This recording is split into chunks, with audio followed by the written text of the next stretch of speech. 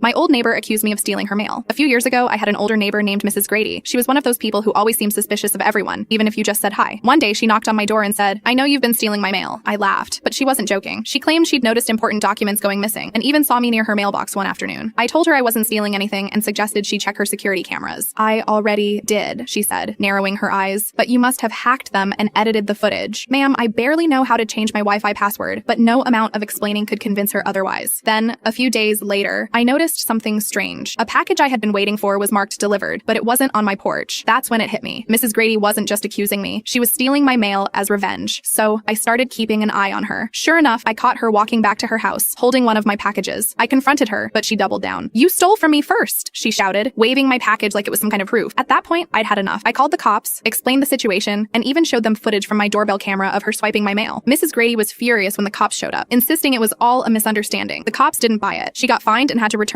everything she had taken, including my package, which, by the way, was just a box of socks. Looking back, the whole thing was so ridiculous that it's almost funny. Mrs. Grady moved out a few months later. The entire neighborhood was thrilled.